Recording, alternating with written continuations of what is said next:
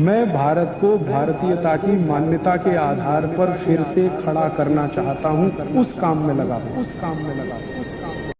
दूसरा, पित्त का हिस्सा बहुत क्लियर है, एकदम स्ट्रेट फॉरवर्ड है कि घी ज्यादा खाएंगे पित्त आपका हमेशा सम रहेगा।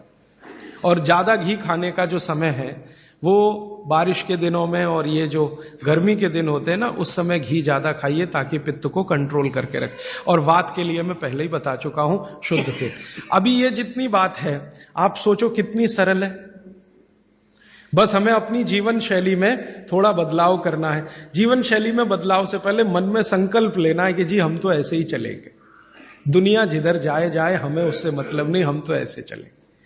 तो ये तीन चीजें अगर आपने देख ली तो बहुत अच्छा है। अब थोड़ा आगे चलें, अब और दूसरी चीजों पे मैं चलता हूं कि और कौन कौन सी चीजें हैं जो आपके आसपास हैं और आपके वात पित्त कफ तीनों को सम पे लाने में मदद कर सकती है। ये तीनों समभाग में रहें तो अच्छा होता है। और कौन कौन सी चीजें हैं? तो भागवती जी कहते हैं रसोई के बाहर जाने की जरूरत ही नहीं, सब वहीं है। भागवती जी ने एक सूत्र लिखा है, दुनिया का सबसे बड़ा औषधि केंद्र हमारा रसोई घर है। सबसे बड़ा औषधि केंद्र रसोई घर है। अब दुर्भाग्य से हम रसोई में जिनको मसाला कहते हैं ना, मसाला, वहां मसाला कुछ नहीं है, सब औषधि है। मसाले का और औषधि का अंतर मालूम है? ये मसाला तो शब्द ही भारत का नहीं है, पहले तो ये बता दूं। ये अरबिक शब्द है, फारसी से अरबी में आया, अरबी से हमारे घुस गया, हिंदी में और जगह जगह घुस गया। ये विदेशी आए तो ये शब्द भी आया। हिंदुस्तान में 17वीं 18वीं शताब्दी का साहित्य जब मैं पढ़ता हूं तो जब तक मुगलों का राज्य रहा तब तक मसाले शब्द का बहुत उपयोग है। मुगलों के राज्य के पहले एक भी जगह किसी भी शास्त्र में मसाला नहीं है। चरक संहिता पढ़ी मैंने, कहीं भी मसाला नहीं है उसमें। सुश्रुत में कहीं मसाला नहीं है, बागवट की कहीं मसाला नहीं है। पुराने जितने लेखक हुए हैं ना 10वीं शताब्दी के पहले के, कहीं भी किसी ने मसाले शब्द का इस्तेमाल ही नहीं किया। हर जगह है तो औषधि है, औषधि औषधि, जीरा औषधि, धनिया औषधि, ये औषधि के रूप में है। तो इनकी जो प्रॉपर्टीज हैं रसोई घर की औषधियों की, ये सब आपके चिकित्सा के लिए है। अब मुझे समझ में आता है कि हमारे पुराने जमाने की माताएं बहनें, जो हमारी दादी हैं, नानी हैं, उन्होंने अपनी अपनी बेटियों को जो कुछ सिखाया, सब्जी बनाना तो क्या क्या डालना, जीरा चाहिए, धनिया चाहिए, हींग चाहिए, मात्रा कितनी कितनी चाहिए, वो सब बड़े वैज्ञानिक और चिकित्सक लोग रहे होंगे। क्योंकि रोज हमारे शरीर में वात पित्त कफ की स्थिति सम और असम होती रहती है। आप जानते हैं सुबह जो है ना वात ज्यादा होता है शरीर में, सुबह सुबह, दोपहर को पित्त ज्यादा होता है, शाम को कफ ज्यादा होता है। तो ये पूरे 24 घंटे में ऊपर नीचे होता रहता है। तो 24 घंटे में जो वात पित्त कफ ऊपर नीचे होता रहता है, तो सब्जियों में उसी के हिसाब से औषधियां डाली जाती है। जैसे दोपहर की सब्जी बने, दोपहर की, तो मेरी दादी को मैंने देखा था कि दोपहर की सब्जी बनाएगी तो अजवाइन जरूर डालेगी उसमें, और वही सब्जी रात को बनाती थी तो अजवाइन नहीं डालती थी। तो एक दिन मैंने दादी से पूछा कि यही सब्जी दोपहर को मैंने खाई तो इसमें अजवाइन थी, शाम को खाई तो नहीं, क्यों? तो उसने उत्तर तो नहीं दिया, तो उसने कहा मेरी मां ने ऐसा सिखाया। बस बात खत्म हो गई। अब उस समय मैं भी मान लिया कि ठीक है, उसकी मां ने सिखाया। अब जब मैंने काम शुरू किया ये चिकित्सा पर, तब मेरे समझ में आया कि अजवाइन जो है पित्तनाशक है।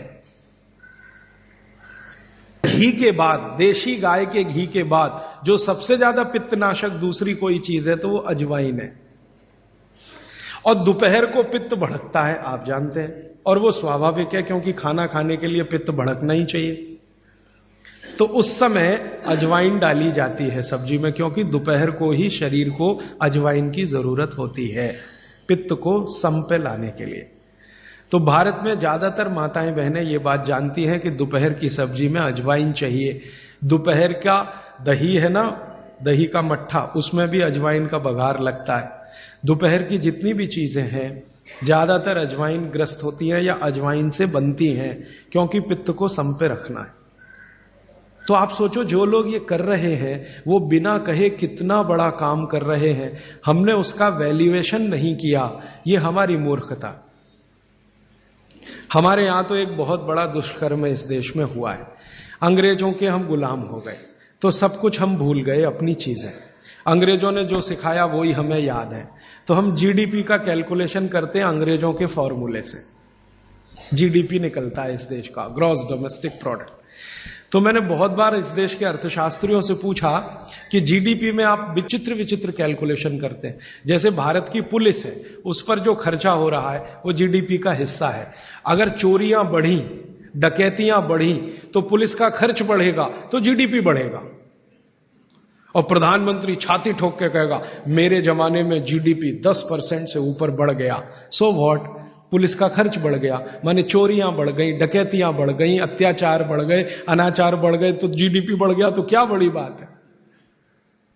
तो हमारे जो जीडीपी के कैलकुलेशन है बड़े विचित्र हैं। इसमें चोरी हो, डकैती हो, लूट मारी हो तो जीडीपी बढ़ेगा, लेकिन माताएं बहनें घर में जो करती रहती हैं वो जीडीपी में है ही नहीं, कैलकुलेशन ही नहीं है उसका। भारत सरकार कोई कैलकुलेशन नहीं करती कि किसी माँ ने 1 किलो पापड़ बना दिए तो जीडीपी बढ़ा कि नहीं, तो कहते हैं जी मालूम नहीं बढ़ा कि नहीं बढ़ा, क्योंकि कैलकुलेशन नहीं है। किसी माँ ने दाल की बड़ी बना दी 5 किलो दाल की, तो जीडीपी बढ़ा कि नहीं बढ़ा। आपका मन क्या कहता है, बुद्धि क्या कहती है, बढ़ा कि नहीं बढ़ा। किसी ने बड़ी बना दी, किसी ने पापड़ बना दिए, किसी ने कुछ बना दिया, किसी ने गोंद के लड्डू बना दिए, किसी ने मावे का कुछ बना दिया, तो जीडीपी तो बढ़ ही रहा है, लेकिन हम कैलकुलेट नहीं कर रहे हैं उसको, क्योंकि अंग्रेजों के यहां महिलाओं का किया हुआ काम महत्व का नहीं माना जाता। अंग्रेजों के यहां ये जो अंग्रेज जात है ना दुनिया में, ये महिलाओं के किए हुए काम को काम ही नहीं मानती। आपको मालूम है 2000 साल यूरोप में महिलाओं को पुरुषों से हमेशा कम वेतन मिलता रहा, और आज भी है ये कई देशों में। वो मानते ही नहीं कि इनका कोई काम है। क्यों?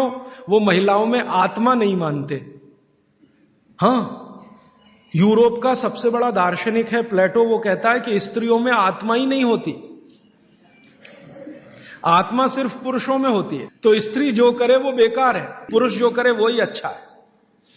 तो उनके यहां से ये कैलकुलेशन हमारे यहां आ गया कि स्त्री कुछ भी करे तो काम ही का नहीं। तो अंग्रेजों का 200-250 साल जो राज चल गया, उसमें हम सब के दिमाग खत्म हो गए, सोचना विचारना बंद हो गया, तो हमने भी वही मान लिया। मैं अब इसको बदलना चाहता हूं, और मैं ये समझना चाहता हूं और समझाना चाहता हूं कि स्त्रियां जो कर रही हैं वो किसी डॉक्टर से कम नहीं है। बस अंतर इतना है कि डॉक्टर को आप फीस देकर उससे एडवाइस ले रहे हैं, हमारी दादी नानी फोकट में वही एडवाइस दे रही है, धनिया खाओ, जीरा खाओ और ये अजवाइन खाओ, आपके पेट की गैस खत्म हो जाएगी। और ये 3500 साल से वैसे का वैसा ही है, अजवाइन खाओ तो गैस खत्म होती ही है। कभी भी आप करके देख लो। आप में से किसी को भी बहुत गैस बनती हो, पेट में एसिडिटी की तकलीफ हो, आज से शुरू कर दो। आप खाना खाया तो उसमें ध्यान रखो अजवाइन ज्यादा रहे, दाल में, सब्जी में, वगैरह वगैरह। और अगर नहीं कर पा रहे हैं तो खाना खत्म करते ही थोड़ी अजवाइन खा लो। अजवाइन ज्यादा तकलीफ ना कर दे, उसका बैलेंस है काले नमक के साथ, तो थोड़ा अजवाइन और काला नमक मिला के हर खाने के बाद खा के देख लो। 3 दिन में ना आपकी गैस बंद हो तो आप जो कहो मैं हारने को तैयार। ये गारंटी मैं नहीं दे रहा हूं, ये गारंटी अजवाइन दे रही है, मेरी गारंटी नहीं है, अजवाइन की गारंटी है। तो वो कहते हैं बागवट जी कि पित्त को सम रखने के लिए हमारे रसोई में घी के बाद जो दूसरी चीज है वो है अजवाइन। दोस्तों, सबसे पहले तो चैनल सब्सक्राइब करें, फिर लाइक, कमेंट और शेयर करें, और हाँ, हमारा एंड्रॉयड ऐप डाउनलोड करना ना भूलें।